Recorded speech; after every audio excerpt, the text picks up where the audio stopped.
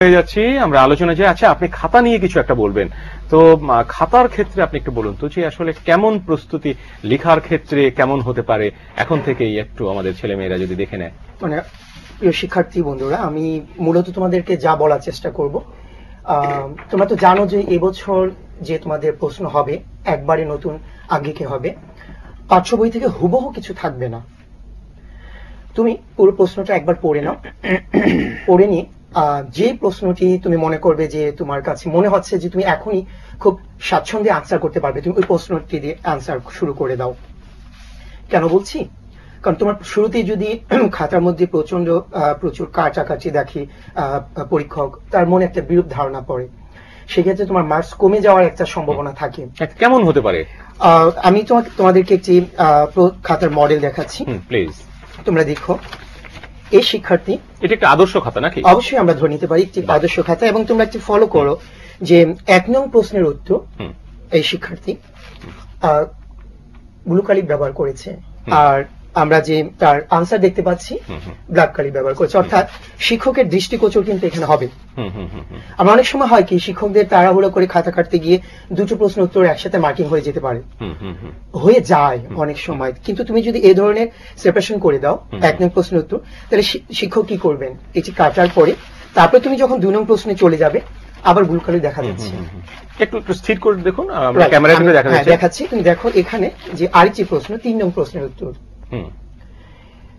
Overtake করে যাওয়ার কোনো অপশন নেই, শিক্ষকের চোখ এখানে পড়বি, এখানে শিক্ষকের চোখ পড়বি। আচ্ছা, এই ক্ষেত্রে আমি একটু সম্পূরক একটা প্রশ্ন করি, সেটা হলো যে দেখা যাচ্ছে যে এর আগের উত্তরটির অংশবিশেষ এখানে চলে এসছে, তারপরে আবার সে শুরু করেছে, এটা কি কোনো টেকনিক্যাল প্রবলেম আছে কিনা? না, এই ক্ষেত্রে কোনো টেকনিক্যাল প্রবলেম নেই, তবে আমরা তোমাদেরকে সবসময় পরামর্শ দিয়ে থাকি যে জ্যামিতির ক্ষেত্রে এটা না করাই ভালো। আচ্ছা, যে তোমরা বা পৃষ্ঠা থেকে উপপাদ্য শুরু করো, ডান পৃষ্ঠা এসে শেষ করো। শিক্ষকের তোমার জন্য যেরকম সুবিধে, তুমি ছবি দেখে দেখে উত্তর করতে পারছো, শিক্ষকের পক্ষ সুবিধে, যিনি পরীক্ষক থাকবেন ওনার এপাশ থেকে ছবি দেখে এপাশে সেটা একটু খাতা দেখিয়ে দিন।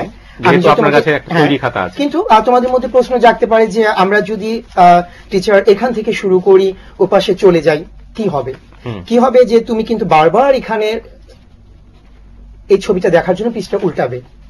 এই শিক্ষার্থী কি করেছে, এই শিক্ষার্থী দেখতে পেয়েছে যে আমি এই পৃষ্ঠায় পুরো উপপাদ্যটা আনসার করতে পারবো, কিন্তু করেছে, এটা ঠিক আছে। কিন্তু এখানে আবার আরেকটি প্রশ্নের উত্তর তুমি লক্ষ্য করবে, ও 2টা পাতা নিয়েছে, এ পাশ থেকে শুরু করেছে আর এ পাশে গিয়ে কি করেছে, শেষ করেছে। ও যদি ও জেনে থাকে যে আমার এই উত্তর 2 পৃষ্ঠা ছাড়া হবে না, ও কিন্তু এই প্রশ্ন উত্তরটি এখান থেকে শুরু করেনি।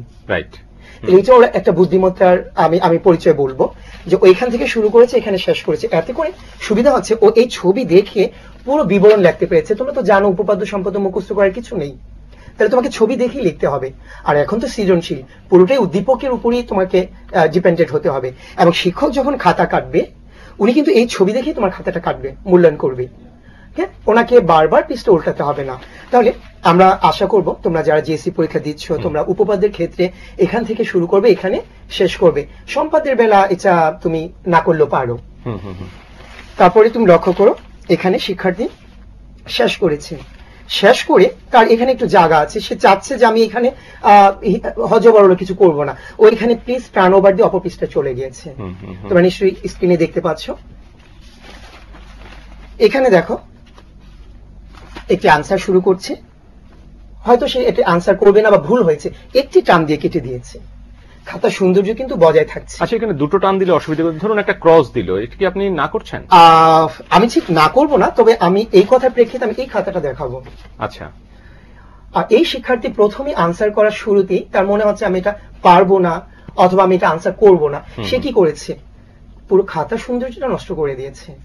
মানে এভাবে তো দরকার ছিল না, একটি টান দিয়ে কেটে দিলেই খাতা সৌন্দর্য থাকতো, এবং অপপৃষ্ঠায় যে আনসার করতে চাচ্ছে ওটা নষ্ট হবে না।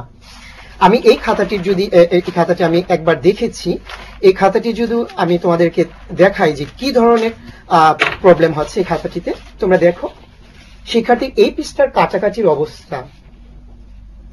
এখন এই কাছাকাছির কারণে তার অপর পৃষ্ঠাটা কি হয়ে গেল, এখানে কিন্তু তার সম্পাদ্যের ছবিতে এফেক্ট হচ্ছে। এবং শুধু এই কাছাকাছি না, আমরা কিন্তু তোমাদেরকে ইয়ের কথাও বলি, সাইন পেন ব্যবহার না করার জন্য বলি, মানে যে সাইন পেন ব্যবহার করলে এই ধরনের সমস্যাগুলো হয়। একটা পৃষ্ঠা তুমি সৌন্দর্যের জন্য সাইন পেন ব্যবহার করো, অপর পৃষ্ঠার সৌন্দর্যের হানি ঘটে, হয়তো লেখাটাই বোঝা যাচ্ছে না। এই ধরনের ত্রুটিগুলো হয় বা টিচার খাতা মূল্যায়ন করতে গিয়ে এই ধরনের সমস্যায় পড়ে থাকে। ধন্যবাদ মোহাম্মদ মুরাদ হোসেন সরকার। আমি আসবো আপনার কাছে রতনকান্তি মণ্ডল। যে প্রসঙ্গ নিয়ে আলোচনা হচ্ছিল এটারই একটা সম্পূরক প্রসঙ্গ।